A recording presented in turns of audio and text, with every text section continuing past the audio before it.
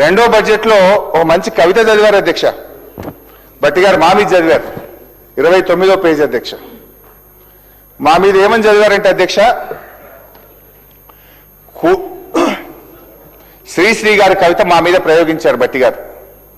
కూటి కోసం కూలి కోసం పట్టణంలో బ్రతుకుదామని తల్లి మాటలు చెవిన పెట్టక బయలుదేరిన బాటసారికి ఎంత కష్టం ఎంత కష్టమని మా మీద చదివారు అధ్యక్ష భట్టి గారు.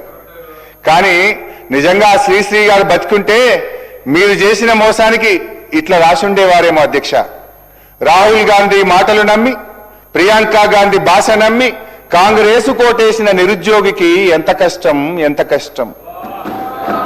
ముఖ్యమంత్రి ఢిల్లీ బాయే, జాబులేమో రాకపాయే, కడుపు మండి ర్యాలీ తీస్తే లాఠీ చార్జీ చేసుడాయే, తలలు పగిలి నెత్తురాయే, అశోక్ నగరే చిత్తడాయే, కాంగ్రెసు కోటేసిన నిరుద్యోగికి ఎంత కష్టం ఎంత కష్టం.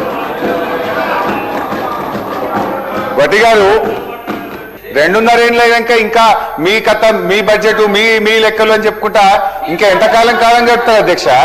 ఇప్పుడు చర్చ జరుగుతున్నది భట్టి గారు ప్రవేశపెట్టిన బడ్జెట్ మీద. డెఫినెట్గా దాని మీద మాట్లాడతాం కదా అధ్యక్ష. మీరు మా బడ్జెట్ మీద మాట్లాడదామంటే పెట్టండి. మా బడ్జెట్ అప్పుడు మేము పెట్టినాము, మీరు మాట్లాడినరు, బడ్జెట్ పాస్ అయింది, ఓటింగ్ జరిగింది, దాని మీద ప్రజలు తీర్పు ఇచ్చిండ్రు. నవ్వు మీరు చెప్పింది కదా మేము ఇన్ని చేస్తాం అన్ని చేస్తామని చెప్పినప్పుడు ప్రధాన ప్రతిపక్షంగా ప్రజల గొంతుకై ప్రజల పక్షాన ప్రశ్నించడం మా బాధ్యత అధ్యక్ష. ఇంకోటి అధ్యక్ష, మీరేం చేసిండ్రు అంటున్నారు అంటే నా సబ్జెక్ట్ డైవర్ట్ అవుతుందని నేను వారికి సమాధానం ఇవ్వలేక కాదు అధ్యక్ష. Every point I can answer అధ్యక్ష. ఆనాడు బీఆర్ఎస్ ప్రభుత్వం 1,62,000 ప్రభుత్వ ఉద్యోగాలు ఇచ్చింది. 95% లోకల్ రిజర్వేషన్ తెచ్చాము. రాష్ట్రపతి ఉత్తర్వులను సవరించాము అధ్యక్ష. అన్ని వాస్తవాలు బడ్జెట్ బుక్కులు పెట్టుకునే మాట్లాడుతున్నా, మీలాగా నోటికి ఏం మాట్లాడతలేదు అధ్యక్ష. నేను ఫైనల్ ఒకటే చెప్తున్నా అధ్యక్ష, గౌరవనీయులు భట్టి గారితో రాష్ట్ర ప్రభుత్వంతో ఆనాడు నిరుద్యోగులను ఓటింగ్ మిషన్ల లెక్క మీరు వాడుకున్నారు అధ్యక్ష. ఇప్పుడు వాళ్ళ నెత్తురు కళ్ళ చూస్తున్నారు అధ్యక్ష.